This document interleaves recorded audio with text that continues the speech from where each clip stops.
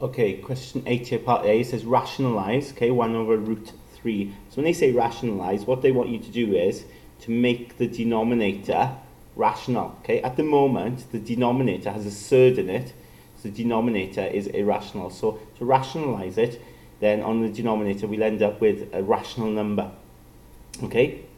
Now, in order to do that, what you do is, if it's as simple as this, you just simply times the top and bottom by root 3. Okay, it is as simple as that. So whatever you've got here, okay, you times top and bottom. I'm allowed to do that, aren't I? Because if you think about it, root 3 divided by root 3 is just 1. So all I'm doing is I'm timesing by 1. Okay, and times by 1, that's okay, because it doesn't change anything, doesn't it? It doesn't change the value when you times by 1. It's still going to be 1 over root 3. But the way I times by 1, as I say, you times the top by root 3, the bottom by root 3. And if you do that, on the top you get 1 times root 3, which is just root 3. And on the bottom, you'll notice, root 3 times root 3. And root 3 times root 3 is just the number inside the root, isn't it? It just becomes 3. Okay, remember that. When you times a root by itself, it's just the number in there itself, right? And it's easily explained because if you think about it, root 3 times root 3 is the same as 3 times 3 in the root, and of course that's root 9, and root 9 is just 3. Okay, but you don't need to explain that, right? That's not needed. Okay, you can just put it in straight away. Okay, and you can check on your calculator, don't forget. In part B, it says simplify this, leaving your answer in surd form. When they say this, they want you to do exactly the same as part A, rationalize, right? They sometimes use the word rationalize, like they've done here in part C, but they don't always, right? So if they don't, okay, you just got to appreciate that on the bottom, it's irrational.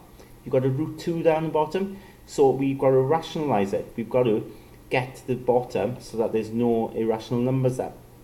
In order to do that, what you do is, okay, you have 4 over then 2 plus root 2. It's slightly different to the last one because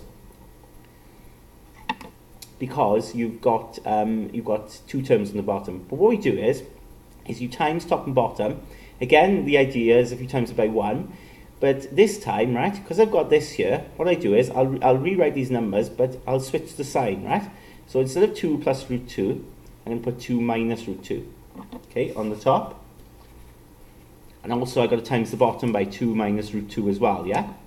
Okay, so you just, whatever that is, you just write there, but you switch the sign. You do the opposite sign in the middle. And let's put a bracket around these, just so it takes more shape and it's easier to work out. Now on the top, right, you just got to times 4 by each of these terms, yeah? Okay, perhaps you find it easier if I just write it like this together. Okay, so you times in the top there first, and then you've got the double bracket on the bottom. Perhaps you find it easier just to see that. But on the top, when you multiply out, okay, we'll get 4 times 2 is 8. And 4 times root 2 is 4 root 2, but it's minus, so it'll be minus 4 root 2. On the bottom there, something interesting happens. When you do the first terms, 2 times 2 is 4. When you do the outers then, 2 times minus root 2 is minus 2 root 2. And then when you do the inners, root 2 times 2 is plus 2 root 2. Okay? And then of course the last, root 2 times root 2. Well, we saw that before. If you times the root by itself, you just get the number. So it'd be 2. Because it's positive root 2 times minus root 2, it would be minus 2. And what's interesting is the outers and inners, right? They cancel, don't they? Because you've got one of them minus, one of them plus. Okay, and that method works all the time, okay? Because we switch the signs here, so we switch the signs, this always happens, it's a consequence of it, okay? And then what you get is 8 minus 4 root 2 on the top. And on the bottom, you're just left with 4 take away 2, which is 2.